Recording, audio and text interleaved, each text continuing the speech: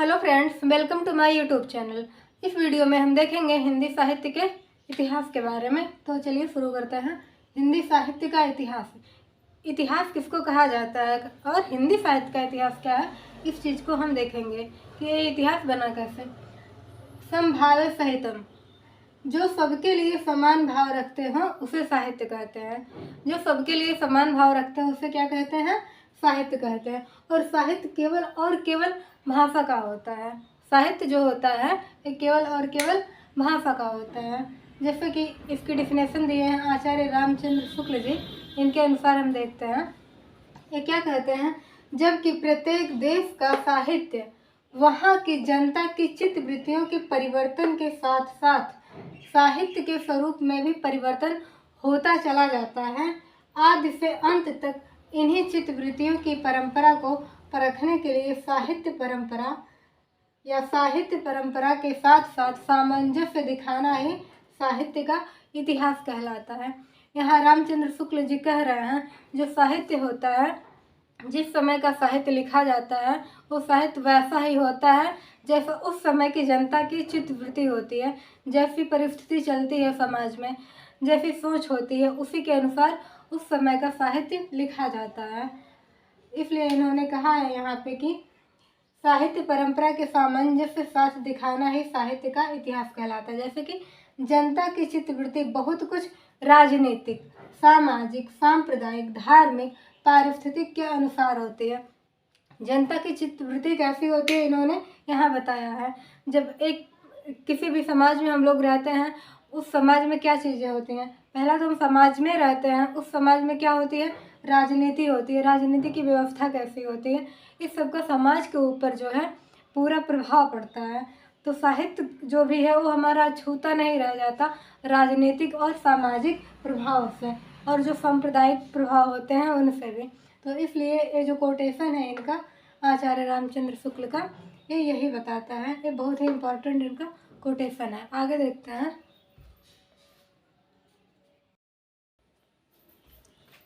हम देखते हैं हिंदी साहित्य के इतिहास के बारे में महावीर प्रसाद द्विवेदी जी ने क्या कहा है। आचार्य रामचंद्र शुक्ल जी ने क्या कहा है कि जनता के चित्तवृत्तियों के बारे में इन्होंने कहा है कि उसी को साहित्य कहते हैं। तो हम देखते हैं महावीर प्रसाद द्विवेदी के बारे में। जो प्रतिभाशाली रचना पाठक और श्रोता के मन पर आनंददायी प्रभाव डालती है वो क्या है? साहित्य। वह कविता जो है साहित्य बन जाती है, ऐसा महावीर प्रसाद द्विवेदी जी कहते हैं। इनके कहने का अर्थ बस यही है कि जो भी प्रतिभाशाली रचना होती है, प्रतिभाशाली रचना का मतलब ये हो जाता है कि जो रचना वाकई में बहुत ज़्यादा उत्कृष्ट हो, अच्छी हो और वो हमारे मन पर प्रभाव डाले। जैसे कि कुछ भी हम सुनते हैं, अगर वो हमारे मन को अच्छी लगती है तो हम बार बार उसको सुनना चाहते हैं, जिससे वो चीज़ें क्या है, एक ज़्यादा टाइम के लिए हमारे माइंड में माइंड सेट बन जाता है उन चीज़ों का, और वो चीज़ें अच्छी लगने लगती हैं। तो यहीं पे वो कहते हैं वही चीज़ कि जो प्रतिभाशाली रचना पाठक के मन पर आनंददायी प्रभाव डालती है वह कविता साहित्य बन जाती है।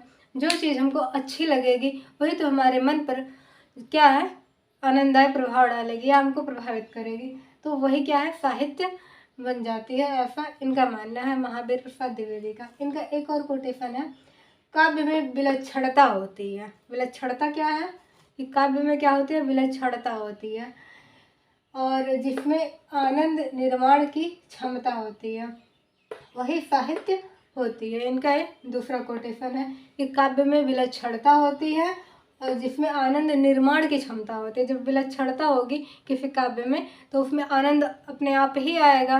बिना विलक्षणता के, बिना अच्छी चीज़ के तो आनंद आएगा नहीं। तो यही ये कह रहे हैं कि काव्य में विलक्षणता होती है, जिसमें आनंद निर्माण की क्षमता होती है, वही साहित्य होती है। बार बार बताने का मतलब बस एक है कि इसको जितनी ज़्यादा बार हम लोग पढ़ते हैं तो याद करने की जो संभावना जो है हमारी यह बढ़ जाती है। और ये जो कोटेशन है ये हूबहू ऐसे ही एग्जाम में पूछ लिए जाते हैं। इनका एक और है, नेक्स्ट है, अंतःकरण के दीप्तियों के चित्र का नाम कविता है तथा साहित्य समाज का दर्पण है। बहुत ही इनका फेमस लाइन है कि साहित्य समाज का दर्पण है। किसने कहा है? तो महावीर प्रसाद द्विवेदी जी ने कहा है कि साहित्य समाज का क्या है? दर्पण है।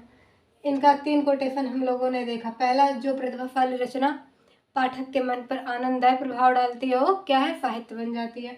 दूसरा है कि काव्य में विलक्षणता होती है, जिसमें आनंद निर्माण की क्षमता होती है, वही क्या है, साहित्य होता है। और तीसरा है इनका अंतःकरण के दीप्तियों के चित्र का नाम कविता है, तथा साहित्य जो है ये समाज का दर्पण है। रामविलास शर्मा का देखते हैं हम। ये कहते हैं साहित्य जनता की वाणी है। अगर दिख जाए कहीं की वाणी है, साहित्य जनता की वाणी है, किसने कहा है, तो रामविलास शर्मा जी ने कहा है। बहुत ही छोटी लाइन में इन्होंने ऐसे कह दिया है साहित्य के बारे में कि साहित्य क्या है, जनता की वाणी है, रामविलास शर्मा ने। रामचंद्र शुक्ल जी का, इनका तो हिंदी साहित्य में कोटेशन ही कोटेशन है और सभी इम्पोर्टेंट ही हैं। एक और देखते हैं इनका, आचार्य रामचंद्र शुक्ल। कविता जीवन व जगत की अभिव्यक्ति है। ये कहते हैं कि कविता जो है ये जीवन और जगत की क्या है, अभिव्यक्ति है। और बालकृष्ण भट्ट, इनका है साहित्य जन समूह के हृदय का विकास है। सारी चीज़ें जनता से ही जुड़ी हैं, जनता के बीच ही साहित्य का उत्पन्न होता है। और साहित्य को लिखने का काम भी क्या है, जनता में से ही तो कोई ना कोई करता है। इसलिए सारी चीज़ें जो हैं ये जनता से यानी कि हमसे ही रिलेटेड है। एक टाइम पीरियड के अनुसार जब ये चीज़ें घटित होती हैं, जब लिखी जाती हैं, उनको लेकर के। तो बालकृष्ण भट्ट जी क्या कहते हैं, साहित्य जन समूह के हृदय का विकास है। रामविलास शर्मा वाणी बोल रहे हैं कि साहित्य जनता की वाणी है। रामचंद्र शुक्ल जी का दूसरा है कविता जीवन व जगत की अभिव्यक्ति है। और बालकृष्ण भट्ट क्या कह रहे हैं, साहित्य जन समूह के हृदय का विकास है। इसी क्रम में हम आगे और देखते हैं।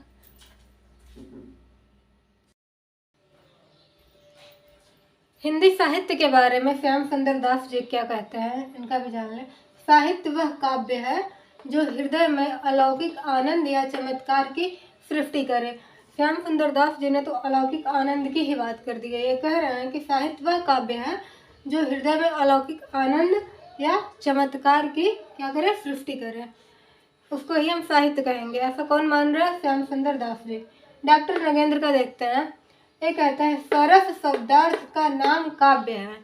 क्या कह रहे हैं, सरस शब्दार्थ का नाम क्या है, काव्य है, डॉक्टर नगेंद्र के अनुसार। आगे है सुमित्रा नंदन पंत। ये कहते हैं कविता हमारे परिपूर्ण क्षणों की वाणी है। कविता हमारे परिपूर्ण क्षणों की क्या है, वाणी है। ये सुमित्रा नंदन पंत जी कहते हैं हिंदी साहित्य के बारे में। और जयशंकर प्रसाद क्या कहते हैं, इनका थोड़ा लंबा है, देख लेते हैं। काव्य आत्मा की संकल्पनात्मक अनुभूति है जिसका संबंध विश्लेषण, विकल्प व विज्ञान से नहीं होता, वह एक रचनात्मक ज्ञान धारा है।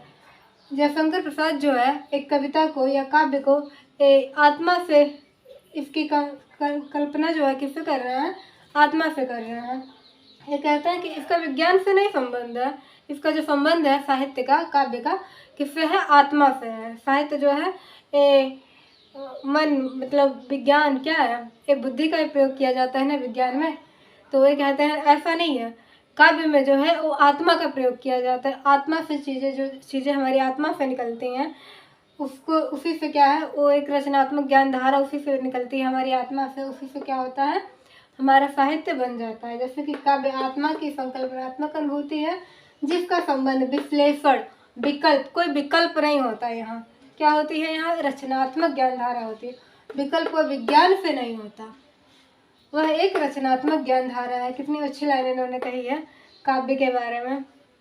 मैथ्यू अर्नाल्ड, इनका है कविता अपने मूल रूप में जीवन की आलोचना है। मैथ्यू अर्नाल्ड कहते हैं कि कविता अपने मूल रूप में क्या है, जीवन की आलोचना है। कविता को जीवन की आलोचना किसने माना है, तो मैथ्यू अर्नाल्ड ने माना है। कॉलरिज का है सर्वोत्तम शब्दों का सर्वोत्तम विधान ही कविता है।